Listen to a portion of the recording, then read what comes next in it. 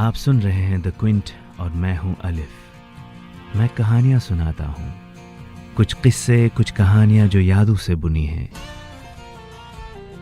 کچھ سپنوں کی کہانیاں اور کچھ اپنوں کی کہانیاں۔ آج کی کہانی ایک انوکھی کہانی ہے اور کہانی کا نام ہے آئینہ۔ اب اس کہانی کے کردار سچے ہیں یا امیجنیٹو، یہ آپ طے کریں گے۔ میں تو بس کہانیاں سناتا ہوں۔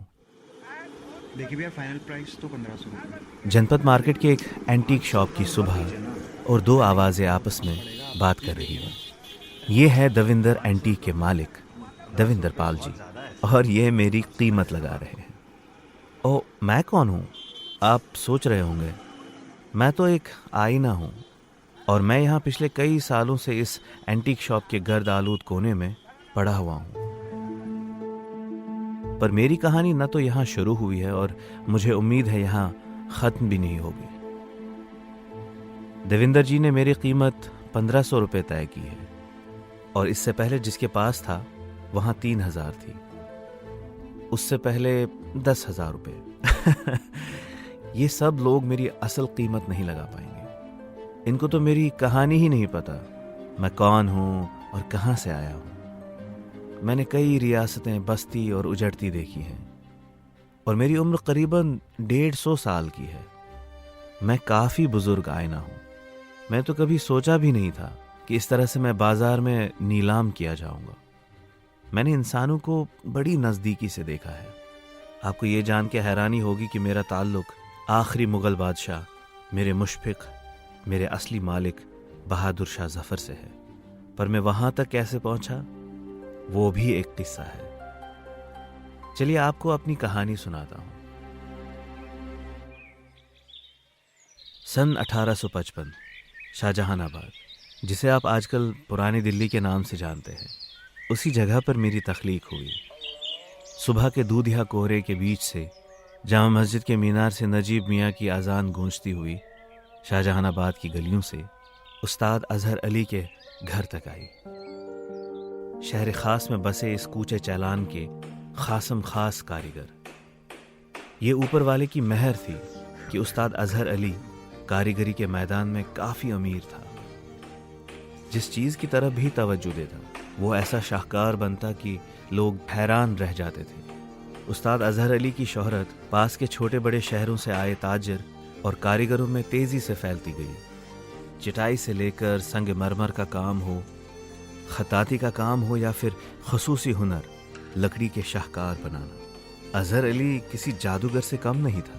پر عموماً یہ ہوتا ہے کہ جسے خدا ہنر سے نوازتے ہیں، دولت اس کے گھر زیادہ تر آنا پسند نہیں کرتی، یا اگر گاہے بگاہے آ بھی جائے تو زیادہ دیر نہیں رکتی۔ کچھ ایسا ہی حال استاد اظہر علی کا بھی تھا۔ دل سے تو مالا مال تھے، پر جیب تھوڑی تنگ تھی۔ میں بات کر رہا ہوں اس دور کی جب انگریزوں نے ہندوستان کو دھیرے دھیرے اپنے چنگل میں پھانس لیا تھا۔ وہ ہندوستان تجارت یعنی بیوپار کرنے کے لیے تو آئے تھے، پر یہاں پہنچ کر ان کی نیت خراب ہو گئی، اور بیوپار کی آڑ میں انہوں نے ہندوستان کی کئی ریاستوں میں پھوٹ ڈالنی شروع کر دی۔ دھیرے دھیرے انہوں نے اس پورے خطے کو دھیمک کی طرح کھوکھلا کرنا شروع کر دیا۔ ڈیوائیڈ اینڈ رول کی پالیسی انہوں نے کچھ اس طرح چلائی کہ ایک ریاست دوسرے کے خون کی پیاسی ہوتی رہی، اور فائدہ صرف انگریزوں کا ہوا۔ سن 1850 کے آتے آتے پورے ہندوستان میں انگریزوں کی ٹکر کی کوئی بھی طاقت نہ رہی۔ لوگوں کی زندگی مجبوری اور مفلسی کے بیچ میں پستی رہی۔ اس ساری تباہی اور مفلسی کا مرکز شان مغلیہ سلطنت شاہجہان آباد تھا۔ دلی کے اس تخت کے ساتھ میرا گہرا رشتہ رہا ہے۔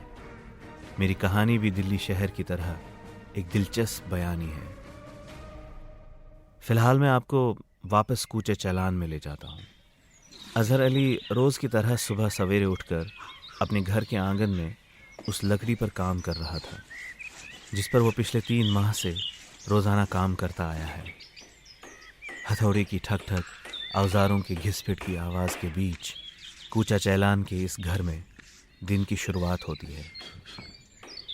استاد اظہر علی کی بیگم شمشادہ اپنے شوہر اور اپنے خاندان کے لیے بے حد فکر مند ہے کہ اس کے خاوند ضرورت سے زیادہ وقت اس چیز کے بنانے میں لگا رہے ہیں اور دوسرے کام کاج میں دھیان نہیں دے رہے.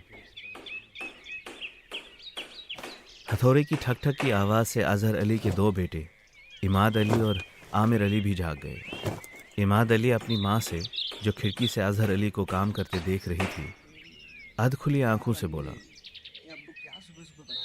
اماں یہ ابو ہر روز کیا بناتے رہتے ہیں؟ یہ ٹھک ٹھک، یہ گھس پیٹ، ابو سونے بھی نہیں دیتے. شمشادہ بیگم عماد کے چڑچڑے پن کو دور کرتے ہوئے بڑے پیار سے بولی، وہ ایک شاہکار بنا رہے ہیں جو آج تک کسی نے نہیں بنایا. اس کے بعد شمشادہ بیگم بچوں کو اٹھا کر باورچی خانے میں چلی گئی اور ناشتے کی تیاری کرنے لگی. اظہر علی پوری شدت سے لکڑی کو تراش رہا تھا.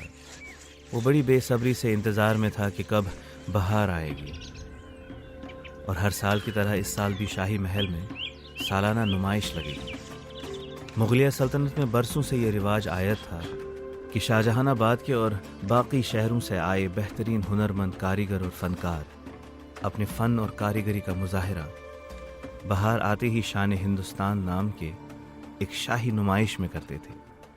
بہترین کلاکار اور فنکار انعامات سے نوازے جاتے تھے، چاہے وہ خطاطی یعنی کیلیگرافی ہو یا شاعری، چاہے داستان گوئی ہو یا موسیقی یعنی میوزک، یا پھر پرچن کاری یعنی ماربل انلے کا کام. ہر طرح کی دستکاری یعنی ہاتھ سے بنائی چیزوں کو پرکھا جاتا اور بہترین کام کی حوصلہ افزائی ہوتی. آگرہ، بلند شہر، رامپور اور باقی چھوٹے بڑے شہروں سے ہر طرح کے کاریگر اور فنکار اس سالانہ میلے میں اپنا ہنر آزمانے چلے آتے تھے. اس نمائش میں ایک خاص موقع بھی آتا تھا. وہ تب جب تخت پہ بیٹھے شہنشاہ کئی دنوں پر رکھے اس میلے کے آخر میں ایک کاریگر کو خاص انعام دیتے جسے نشان شاہ جہان آباد کہا جاتا تھا.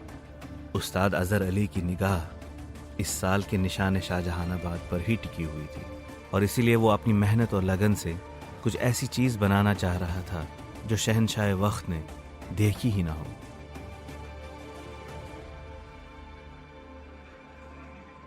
صبح کے کام کاج کے بعد فریم کمپلیٹ ہو چکا تھا اور استاد اظہر علی اپنے کام کی تلاش میں چاندنی چوک کی طرف روانہ ہوا. بازار میں عام دنوں کی طرح ہی چہل پہل تھی. لوگ اپنے مال اور چیزوں کو بیچتے اور خریدتے دکھ رہے تھے. جامع مسجد جو کہ شاہجہان آباد کے دل کی طرح تھی، ہر روز کی طرح اس کے آس پاس آج بھی گہما گہمی تھی. نور میاں کے کبابوں کی خوشبو، منشی دھنپت کے دکان سے مسالوں کی مہک، اور چوک پر دلاور کی دل لبھانے والی مشہور عطر کی دکان. لوگوں کی آپس میں سلام دعا، گشت پہ سپاہیوں کے گھوڑوں کی ٹاپر ٹپر اس شہر کی رونق دیکھ کر ہی بنتی تھی. شہر کے چوراہوں اور نکڑ کی دکانوں پر سیاسی گفتگو اور سرگرمیاں بھی ابل رہی تھی. بازار میں انگریزی افسروں کی آواجاہی اور ان کی موجودگی شہر کے لوگوں کو بہت خلتی تھی. انگریز شاہجہان آباد کے تخت کو گرا کر اس شہر کو حاصل کرنا چاہتے تھے، پر اس شہر کے لوگ ہمیشہ کی طرح زندہ دل اور آزادانہ خیال کے تھے. ان کو غلامی بالکل پسند نہیں تھی. اسی لیے تو لوگوں کے سینوں میں انگریزوں کے جبر اور ان کے ظلم کے خلاف آگ دہکتی رہی تھی. اظہر علی جامع مسجد کے سامنے سے گزر ہی رہا تھا کہ سیڑھیوں پر دربان کوئی شاہی اعلان کر رہا تھا. اعلان اس سال کے شان ہندوستان کی تاریخ کا تھا اور شہنشاہ وقت کی دعوت کا، جو ان تمام کاریگروں کے لیے رکھی گئی تھی جو نمائش میں حصہ لیں گے. اظہر علی اعلان سن کر ہی بے چین ہو گیا. وہ چاہ رہا تھا کہ اپنا شاہکار وہ جلدی سے جلدی مکمل کر لے، پر حالات سے مجبور اظہر علی کو گھر والوں کے خرچے کی بھی فکر تھی. وہ چاندنی چوک میں دلاور خان کی دکان پر ایک ترخان یعنی کارپینٹر کی حیثیت سے دن بھر کام کرتا تھا. تنخواہ اتنی معمولی سی تھی کہ مشکل سے بس 2 وقت کی روٹی کا بندوبست ہو پاتا تھا. دن بھر محنت مشقت کر کے بھی اس کی ضروریات پوری نہیں ہو پاتی تھی، پر وہ اپنی قسمت بدلنے کا حوصلہ رکھتا تھا. اظہر علی جس شاہکار کو تراش رہا تھا وہ میں تھا. ایک آئینہ، اتنے مہینوں کی محنت اس نے مجھے بنانے میں لگا دی اور پھر مجھ پر اپنی ساری امیدیں ٹکا دی. فریم کی لکڑی ترم خان کے گودام سے اور شیشہ بھگوان داس سے 10 چاندی کے سکوں کے عوض خریدا. وہ 10 چاندی کے سکے بلی مہران کی چودھری سے قرضے کے طور پہ لیے تھے. نمائش کا دن بالآخر قریب آن پڑا اور اظہر علی نے اپنی راتوں کی نیند بھی اپنے آپ پر حرام کر دی. لالٹین کی مدھم روشنی کے سہارے کوچا چیلان کے صرف ایک گھر سے ہتھوڑے اور چھینی کی ٹھک ٹھک دیر رات تک سنائی دیتی تھی. 3 مارچ 1857 کو نمائش کی تاریخ طے ہوئی تھی اور استاد نے میری بناوٹ 25 فروری کو مکمل کر دی تھی. 25 فروری کی صبح کو پہلی بار میں نے اپنے آپ کو مکمل پایا. میری کہانی ابھی ادھوری ہے. میں استاد اظہر علی کے گھر سے شاہی محل تک کیسے پہنچا، اس کی کہانی اگلے ایپیسوڈ میں. تب تک کے لیے میرا انتظار کیجیے گا.